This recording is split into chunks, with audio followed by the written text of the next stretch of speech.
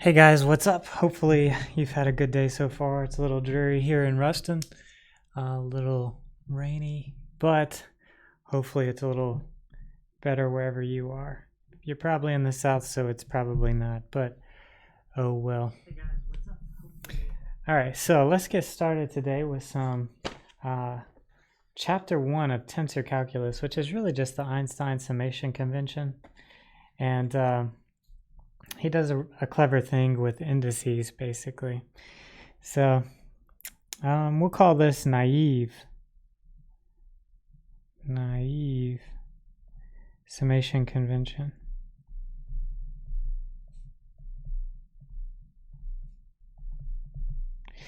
Because Einstein really intends this to only be used with an upper and a lower index, although we have no idea what's the difference. He really only intends this convention to be used for upper and lower indices.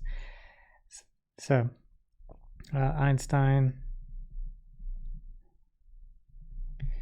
really only intends this convention to be used for upper and lower repeated indices.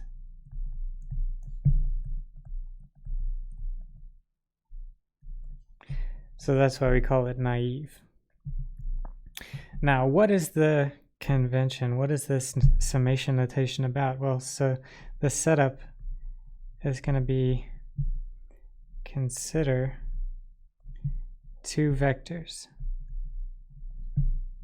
Say A is a vector A1, A2, AN, and B is a vector B1, B2, Bn.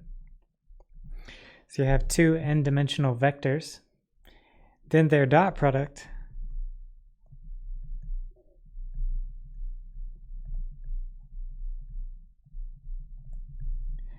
is A dot B equal to A1 B1 plus dot dot dot AN BN.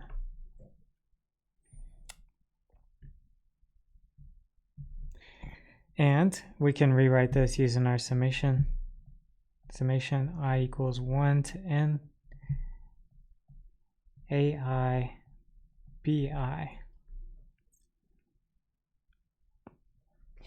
So that would be the dot product notation, or the summation notation for a dot product. Now, the summation convention, and we'll call it the naive summation convention,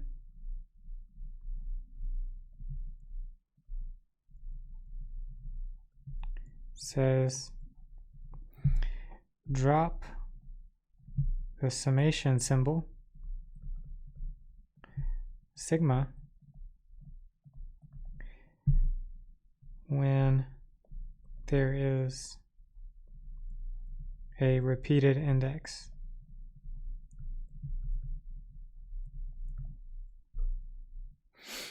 So that's the Einstein summation convention. Well, it's the naive summation convention because really it's only going to work.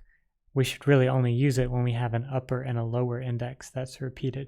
We don't have any idea what the difference is between upper and lower indices right now. It's just a possibility in the future. Once we actually understand what they are, it'll make more sense. But for now, you just might have a repeated index. And so then the dot product A dot B be equal to AI BI. So that would be the Einstein summation convention way of writing a dot product.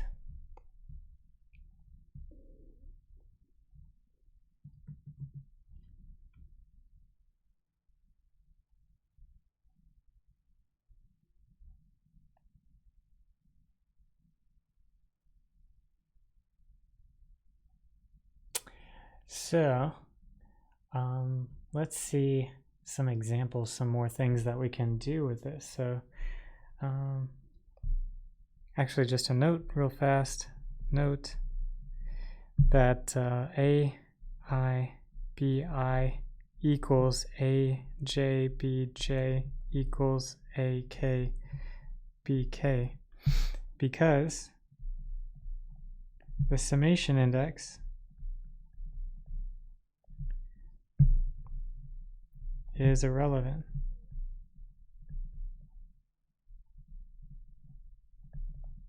Right, if you have a summation I equals 1 to n AI BI, that's equal to the summation j equals 1 to n a sub j b sub j, and that's equal to the summation k equals 1 to n a sub k b sub k.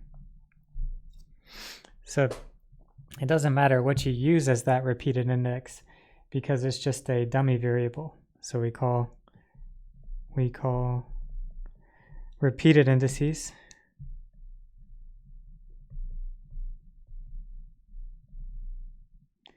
dummy indices.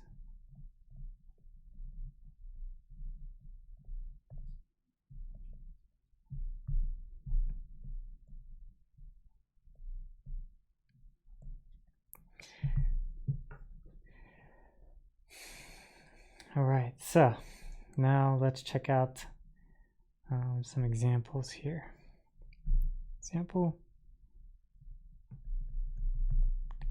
let's see, if I is equal to 1, 2, 3, j is equal to 1, 2, or 3, and k is equal to 1, 2, 3. So those are all the values that your indices I, j, and k can take. If those are out of all the possible values for I, j, and k, write out what is represented by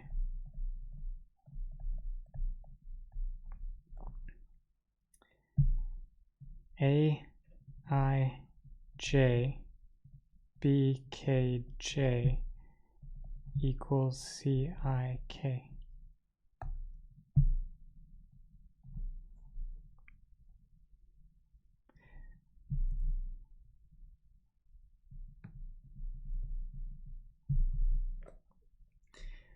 So what is represented by this expression right here?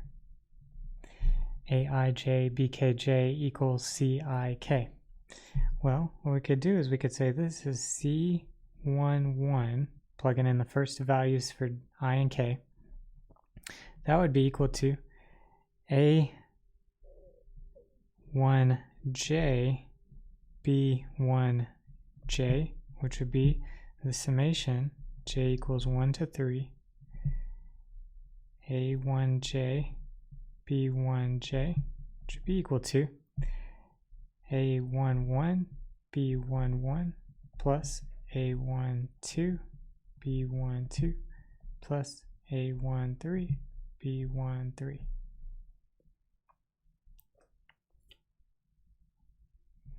So that's what the first value for I equals 1, k equals 1.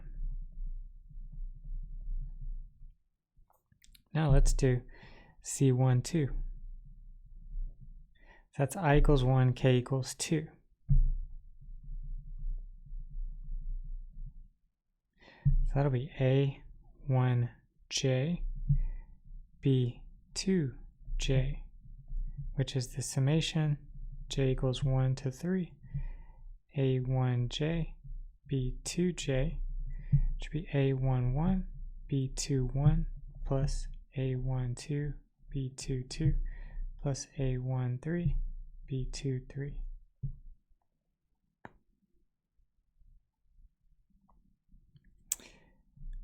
Similarly, C13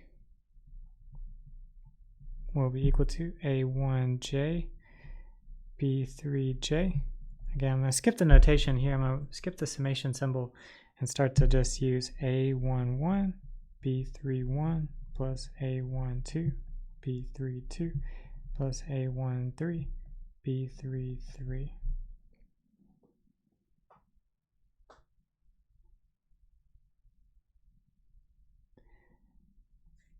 And then C21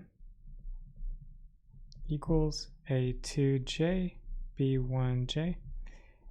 It'll be A21 B11 plus A22 B12 plus A23 B13. C22 similar all the way down to C33 will be A3J B3J, be A31 B31 plus A32 B32 plus A33 B33.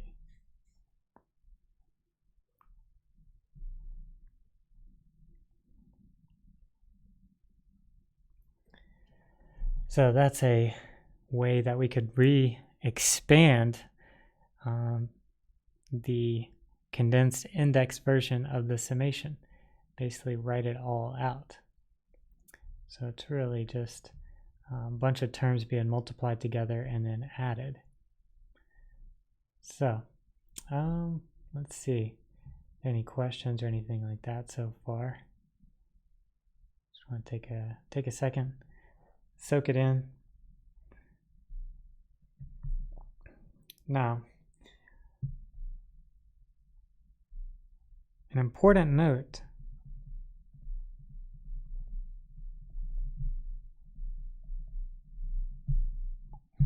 No index may appear more than twice.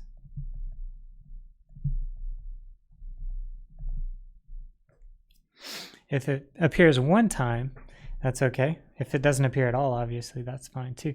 But if it appears twice, you assume a summation is happening. And then if you have 3 indices, then you're in trouble. You don't know, like a repeated index, you know, invalid equations. So invalid equations could be something like A, I, J, B, I, K, C, I, R equals something like, I don't know, D, J, I, K, R. So that's invalid because I have an I right here. So I don't want this I, even though it's over here as well. I don't want this I just want to use a different letter. Just use a different letter. Because I'm assuming that I'm summing over I right here. So we're summing over I.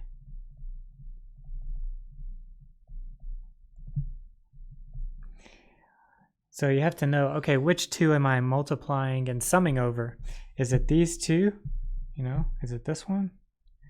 Or is it this one? Which one do we do the summation over? So the summation needs to be non-ambiguous.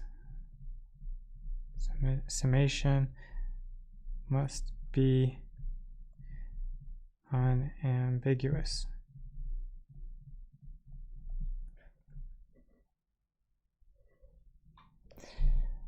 I could do the AIJBIK, or I could do the BIKCIR, or I could do the AIJCIR. I don't know which one to sum over. So the I index has to appear at most twice if I'm going to sum over I. I need to know exactly which terms that I'm summing. So that is an important note, absolutely important note when you're multiplying terms. So, however,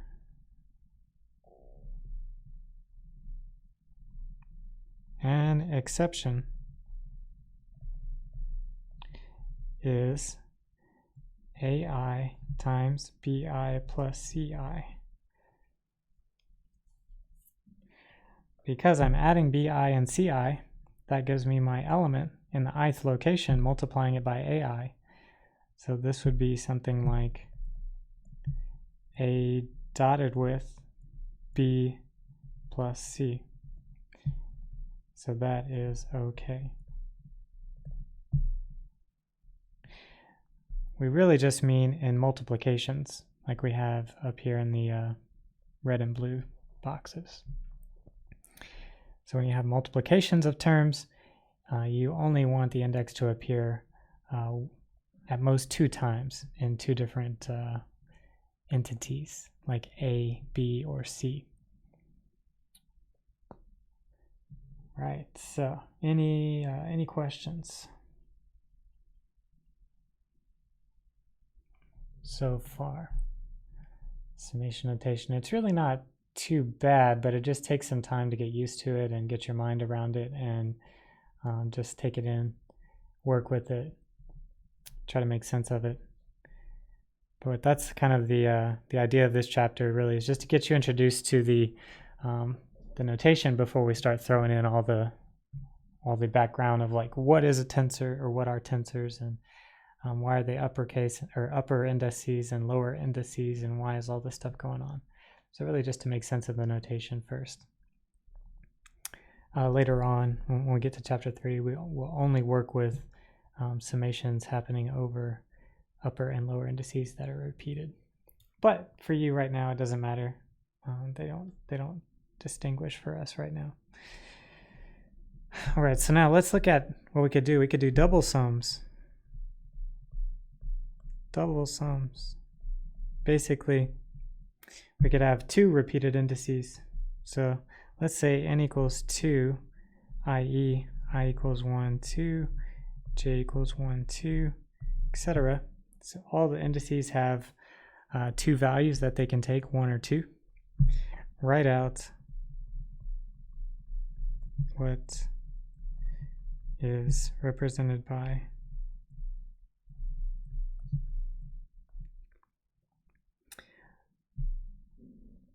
di equals aij bjk ck. So write out what is represented by this multiplication, di equals aij bjk ck. Solution.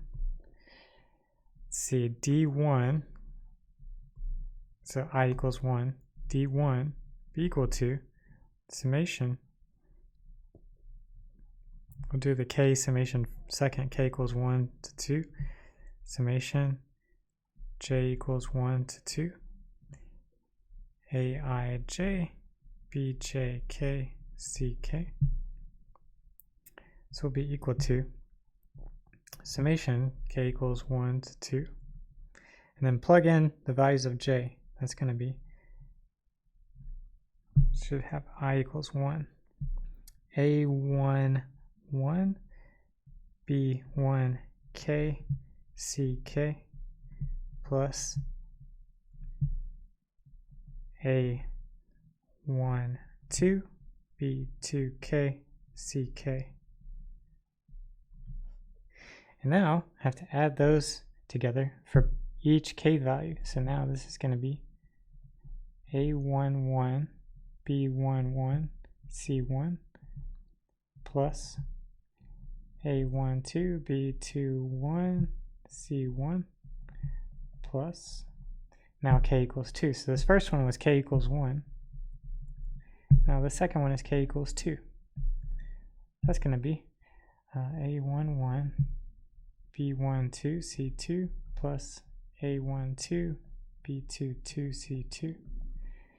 And that is all of the terms that we need to add together to get d1. So d1 is represented by a11 b11 c1 plus a12 b21 c1 plus a11 b12 c2 plus a12 b22 c2.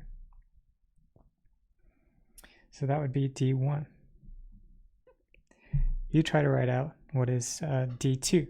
So pause it really fast, see if you can get d2. I'm going to write it here, d2. I'm not going to write the summation symbols though. d2 is going to be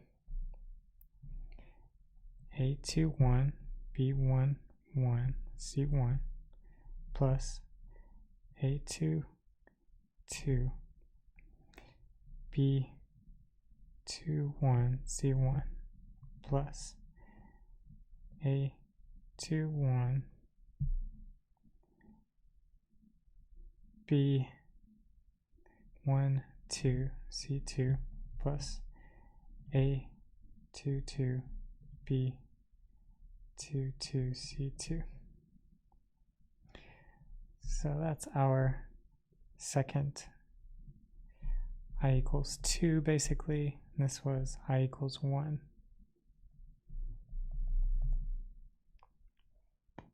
So it's what we call a double sum. And we'll see expressions like this all the time. It'll actually be a bunch of indices floating around. So a lot of people call tensor calculus index juggling, because once you get really good at manipulating the indices and knowing what they do, etc., you're going to be pretty good at doing all this index stuff too. So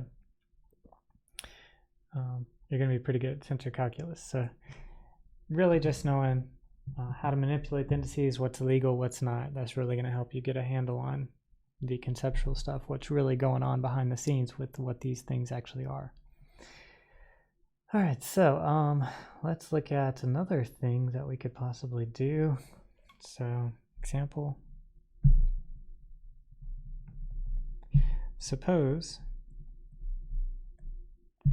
that Q is equal to Bij Yi Xj, and Yi is equal to Aij Xj.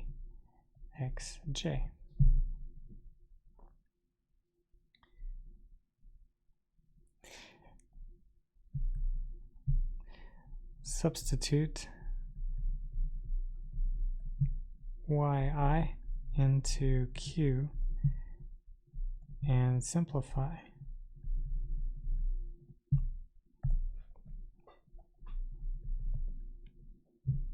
So if we want to substitute in, we actually need to rename our dummy indices so that they don't start to overlap.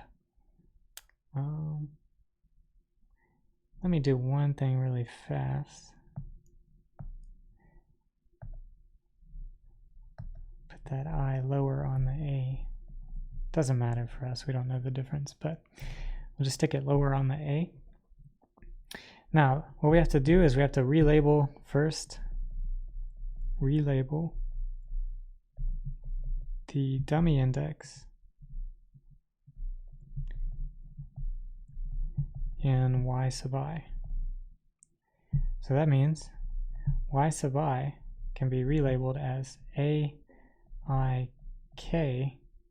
xk. Or you could pick any letter you want, to be honest. Doesn't matter. So that's our starting point. Now, substitute into Q.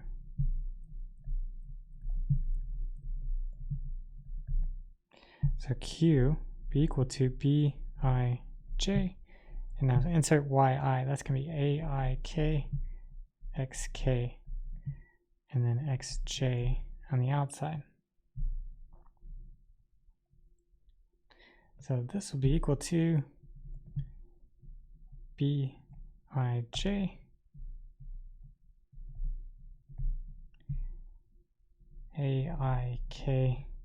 xk xj.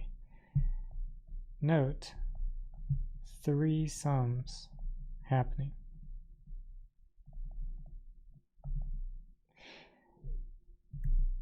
Here, Q has no indices, meaning it will be a constant. Because things with indices, with a single index, it's like a vector. Things with 2 indices, that's like a matrix. We kind of talked about this when we were talking about our review of matrices at the beginning of the course. So if it has no indices, then it's a scalar, just a constant. The right-hand side has what we call no live indices. So no live indices. Only 3 dummy indices.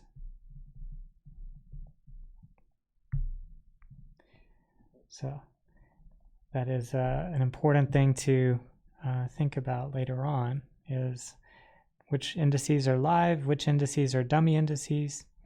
So if we go up to y by itself, we say that I is a live index in this equation for y. So live index. J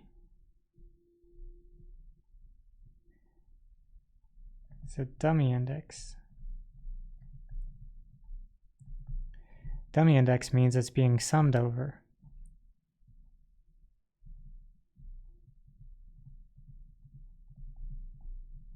So we're summing over our dummy indices. Live indices always appear the same amount on both sides. So if you have a live index on the left, you have to have the same live index on the right. It'll make more sense when we actually start doing a lot of stuff, but we'll see why that happens. So hopefully this is making a little bit of sense just to get going. Don't want to go too fast, but I don't want to go too slow and drag it out either. So let's look at something called the Kronecker Delta. So the Kronecker Delta.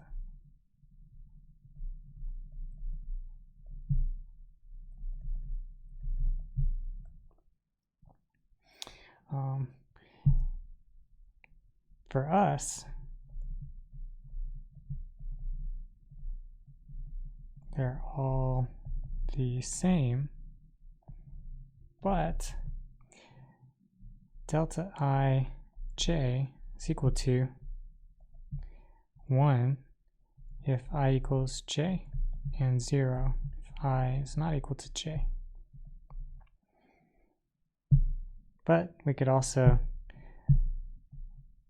delta ij where they're both down is the same as delta ij where they're both up is equal to delta ij where one is up and one is down. So it's basically 1 on the diagonal and 0 on the off diagonals if you think of this like a matrix. So if you consider this to be represented by a matrix,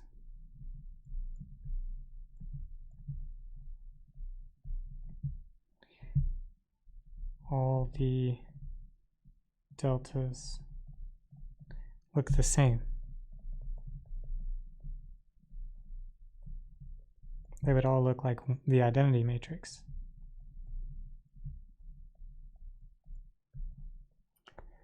If we just have a 3 by 3, so I equals 1 to 3, j equals 1 to 3.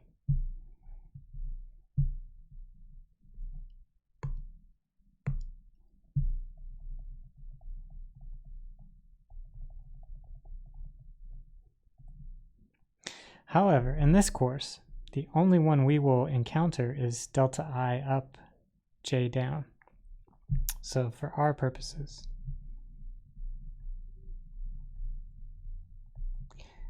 we'll only encounter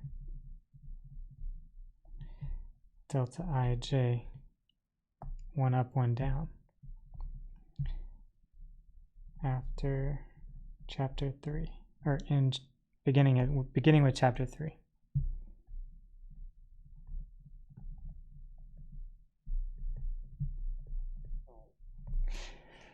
So really it's just important to know like what it does. What it does is basically if your I is not equal to j, you're going to get 0 for that term, that delta.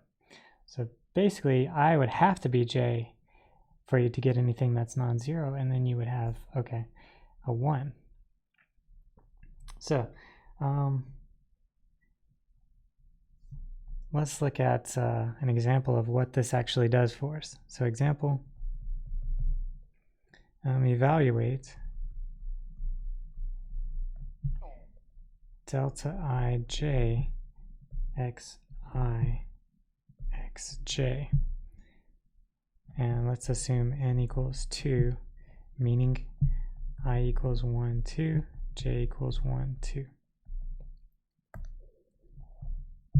Now here's where we don't want to think of it as like a matrix, because the power of the index notation really allows us to kind of get away from matrices as a practical way of working problems. We're going to try to think of these on just working with the indices and the summation notation. So let's evaluate delta ij xi down xj up.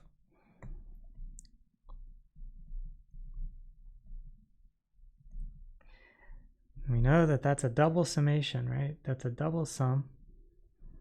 Summation over j equals 1 to 2 x delta ij xi xj. And so then there's another summation happening over I, so that's a summation j equals 1 to 2 summation I equals 1 to 2 delta ij xi down xj up.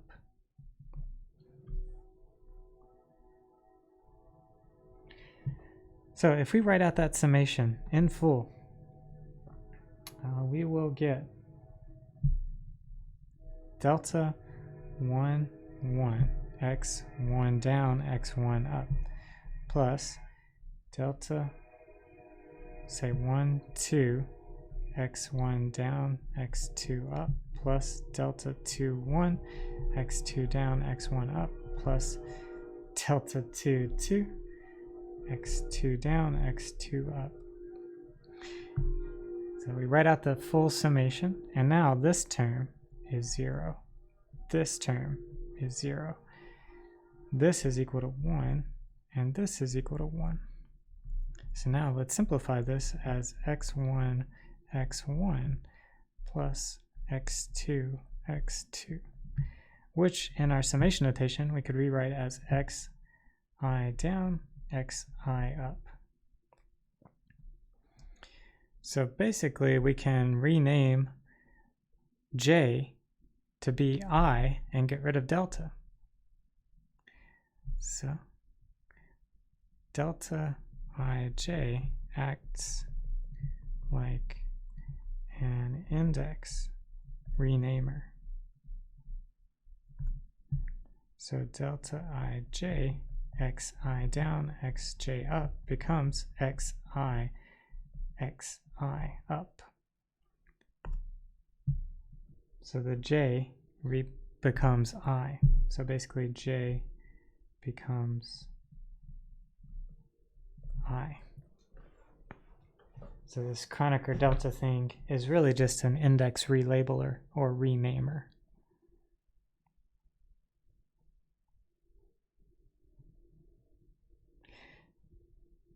Cool.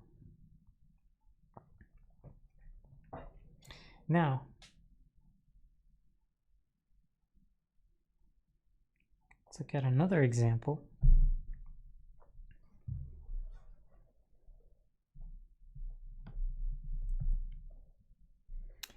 Suppose A and B are 3x3 inverse matrices. So A inverse is equal to B, basically.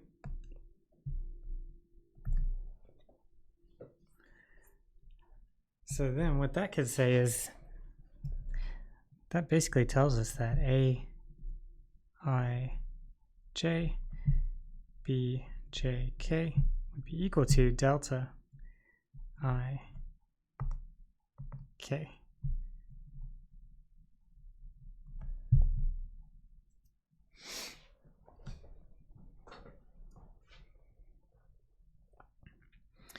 So the dummy index there would be J, and the two live indices I and K. appear on both sides. So these are two live indices.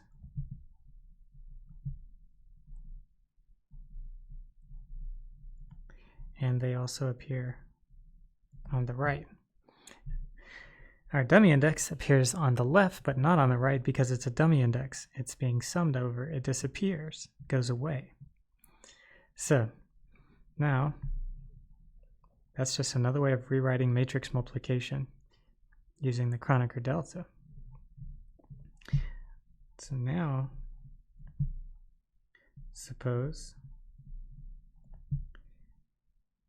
Ti is equal to GIR AR SYS, where YS is equal to BSR XR down. So S and R are both up on the B, and XR, where R is down, on the X. Find Ti in terms of XR down. So find Ti in terms of XR. So solution.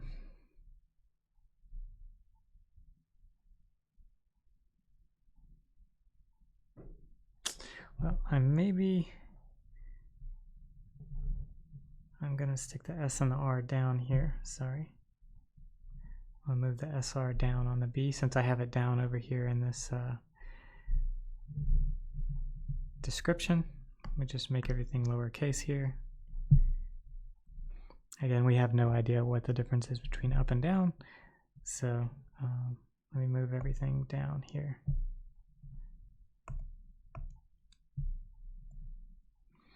All right, so solution. Let's see, I have an R repeated in my Y term, but I also have an R repeated in my T term. So let me rename dummy index in YS. So I'm going to rename it BSK XK. So then substitute YS into Ti up. So that'll be equal to Ti up will be GIR ARS times BSK XK.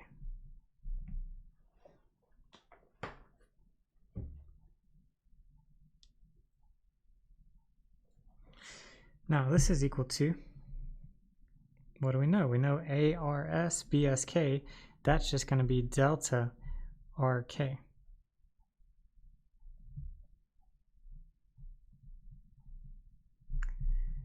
So that'll be GIR delta RK XK. And what do I know? I know that my delta is an index renamer. So I'm going to make R equal to K. So that's going to give me GIR delta RR XR. And now delta RR is equal to 1. So this is going to be Ti is equal to GIR XR.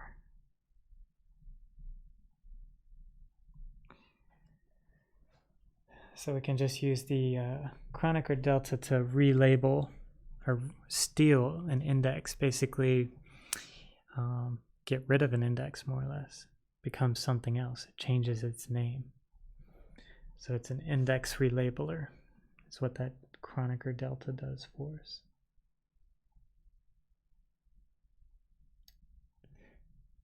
So any questions?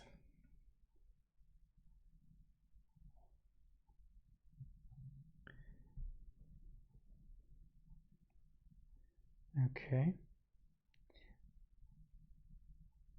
Do one more example here. So example.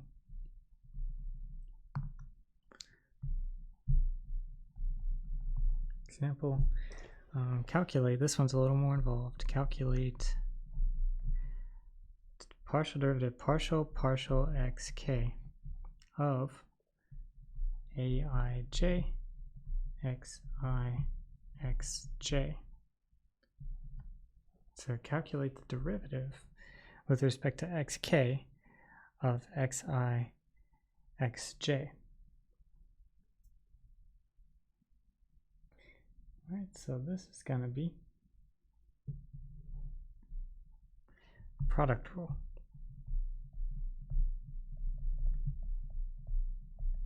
Because I and j can range over any of the coordinates 1, 2, or 3, or more if you have more. Where do you know that k equals r? Well, if k is not equal to r, so if r is not equal to k, delta rk will be 0. Well, we want it to have some value, right? We want it to be 1. So we want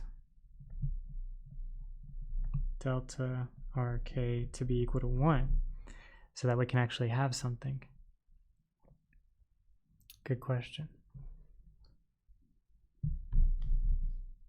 So that's why we set r equal to k.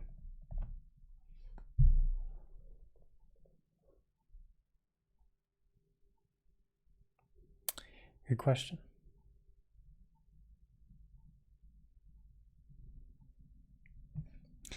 All right, so down here, solution,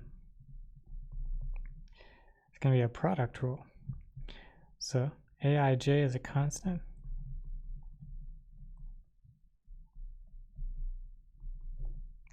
So that becomes aij partial xk of xi xj. Now we use the product rule. So this is going to be aij. Now the product rule says take the first derivative, partial xi partial xk, times the second one, xj, plus first one, xi, times partial xj partial xk. So we just use the product rule there. Now what did we say previously? We said partial derivative of x with respect to y would be 0. Partial derivative of y with respect to x would be 0. Partial derivative of x with respect to x would be 1. And if we used different, like x1 with respect to x2, that would be 0. But x1 with respect to x1 would be 1, where these are our coordinates. xi, xj are independent coordinates.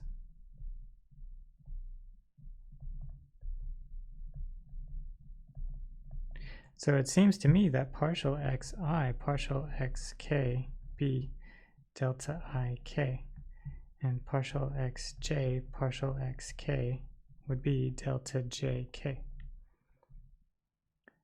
So this is equal to aij delta ik xj plus xi up delta jk.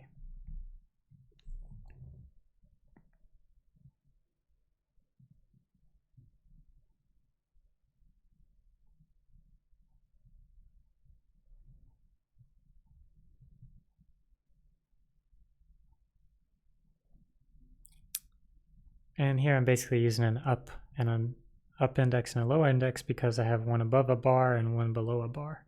But that's not really like a good thing to remember. That's just why I'm using it here. We'll see why we put them up or down later. But if you were kind of wondering where that randomly comes from, that's like a naive way of saying it for now. All right, so now what we're going to do is distribute that A to each term. Actually, let's see if maybe I want to relabel.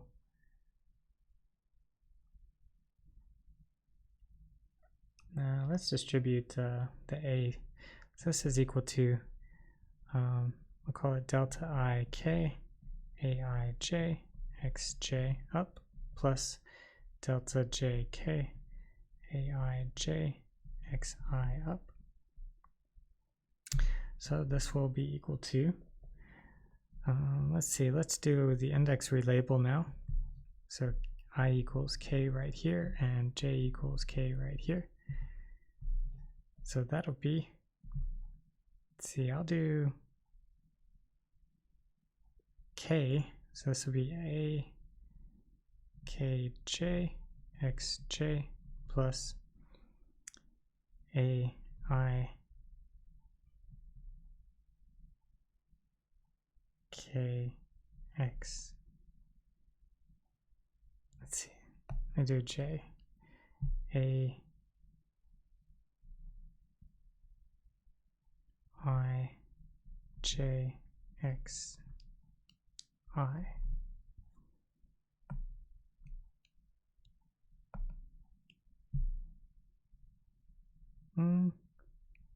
Maybe I do want to do k. A I k x I. Okay. So I'm setting j equal to k basically in the second one, and I equal to k in the first one. Now what I'm going to do is I'm going to relabel this dummy index with a j. So I'm going to relabel this dummy index.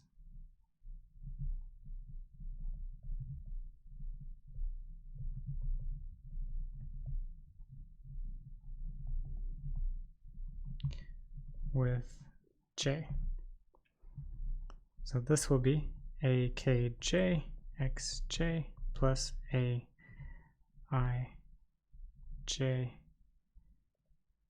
x j.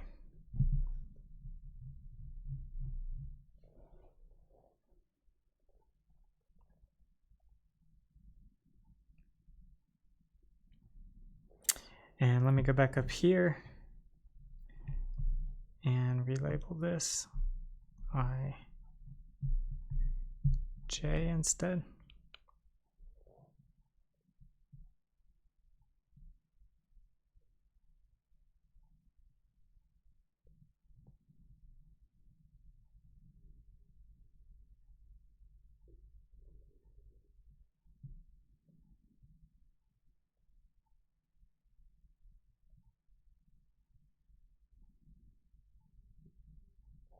Oh no, sorry. I wish I could take this all back. Maybe I can do some editing. I was good here. AI J. And here I just relabeled the wrong thing. This should be AJK XJ. Alright, good to go, good to go. Sorry about that. I wish I could delete that. I might try to edit that out.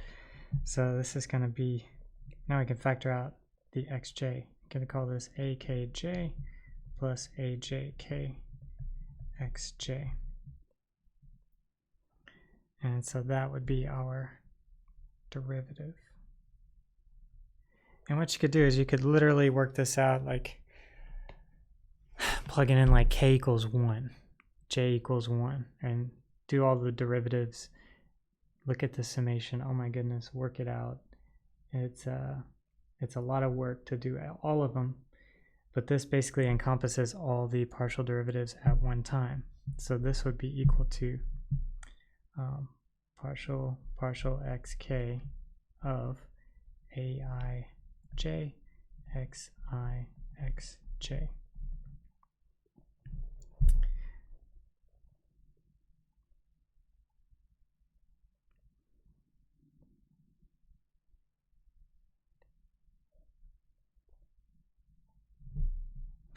So go back over that one. Skip the part where I relabeled the I. I wanted to use K instead of I. Okay, wow. Good stuff. A lot going on today. just some notation really. A little bit of little intense as far as the calculation on that derivative, but not too bad. Hopefully it makes a little bit of sense. Any questions? If not, I'll wrap it up. Hopefully it makes a little bit of sense. Not the fact that there are some indices up and down, but the notation itself. If you can get past what the indices mean and just kind of work with the notation, hopefully you can. Hopefully it'll make some sense.